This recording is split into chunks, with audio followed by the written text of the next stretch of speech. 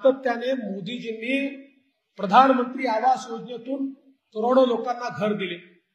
आपण प्रधानमंत्री आवास योजना असेल, शबरी योजनेतनं आदिवासी समाजाला, रमाईमधनं आमच्या शेड्यूल कास्टला मोठ्या प्रमाणात घर दिले। सातत्याने ओबीसी समाजाची मागणी यायची की आमच्या गावामध्ये ओबीसीच्या नावाने घरच येत नाही, ओबीसी समाजाने काय केलं, आणि म्हणून आपण निर्णय केला आणि ओबीसी समाजाकरता मोदी आवास योजना सुरू केली। 10 लाख घरं मोदी आवास योजनेच्या अंतर्गत मोफत आपण ओबीसी समाजाला देणार आहोत। त्यामुळे आता एससी असो, एसटी असो, ओबीसी असो का ओपन असो, एकही बेघर या महाराष्ट्रामध्ये ठेवायचा नाही, अशा प्रकारचा प्रयत्न आपण करतो। तर मित्रांनो, मोदी आवास योजनेअंतर्गत महाराष्ट्राला तब्बल 13,29,671 घरांची घोषणा या ठिकाणी केंद्र सरकारकडून करण्यात आलेली आहे। मागील 6,37,089 घरांचा विस्तार सुद्धा केला जाणार आहे आणि एकूण एका वर्षामध्ये म्हणजे 2025 या वर्षामध्ये तब्बल 19,66,767 घरे देण्यासंदर्भात मोदी सरकारचा संकल्प आहे आणि या संदर्भात महत्त्वाची घोषणा या ठिकाणी मोदी सरकारने केलेली आहे। त्याचबरोबर राज्याचे मुख्यमंत्री देवेंद्र फडणवीस यांनी सुद्धा या ठिकाणी केलेले आहे।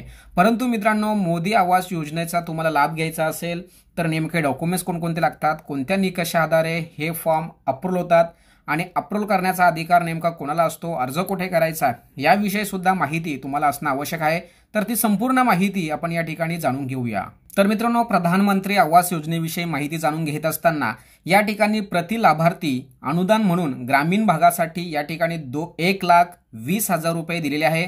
परंतु मित्रांनो, मुख्यमंत्री यांच्या आदेशानुसार, यांच्या सूचनेनुसार हे पैसे वाढण्याची शक्यता आहे। डोंगरील भागामध्ये जर तुम्ही असाल तर या ठिकाणी तुम्हाला 1,30,000 रुपये देण्यासंदर्भात या ठिकाणी यापूर्वी निर्णय झालेला आहे, परंतु या पैशांमध्ये सुद्धा वाढ केली जाणार आहे।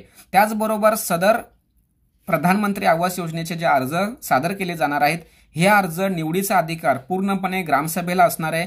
त्याचबरोबर लाभार्थी निवड प्रक्रिया कशी होणार याविषयी माहिती जाणून घेत असताना सामाजिक, आर्थिक, जात सर्वेक्षण सन 2011 मधून उपलब्ध झालेल्या प्राधान्यक्रम यादी म्हणजे जनरेट प्रायोरिटी लिस्ट ची माहिती आवास सॉफ्ट मध्ये उपलब्ध आहे आणि या आवास सॉफ्टच्या माध्यमातून हे निवड प्रक्रिया केली जाणार आहे।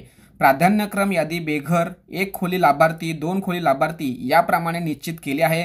प्राधान्यक्रम यादीमधील व्यक्तींची ग्रामसभेमध्ये निवड करतेवेळी नेमके निकष कोणते ठरवले जाणार आहेत या सुद्धा विषयी माहिती जाणून घेऊया। या ठिकाणी 16 ते 59 वयोगटातील प्रौढ व्यक्ती नसलेले कुटुंब याचा सुद्धा या ठिकाणी विचार केला जाणार आहे। महिला कुटुंब प्रमुख व 16 ते 59 वयोगटातील प्रौढ व्यक्ती नसलेले कुटुंब हा सुद्धा निकष या ठिकाणी ठरवला जाणार आहे। त्याचबरोबर 25 वर्षावरील अशिक्षित निरक्षर व्यक्ती असलेले कुटुंब यांना सुद्धा लाभ मिळणार आहे। त्याचबरोबर अपंग व्यक्ती कुटुंब ज्यात शारीरिकदृष्ट्या सक्षम प्रौढ व्यक्ती नाही अशा कुटुंबाची सुद्धा निवड केली जाणार आहे। भूमिहीन कुटुंब ज्यांचे उत्पन्न स्रोत मोलमजुरी आहे त्यांना सुद्धा या ठिकाणी आवास योजनेसाठी प्राधान्य दिलं जाणार आहे।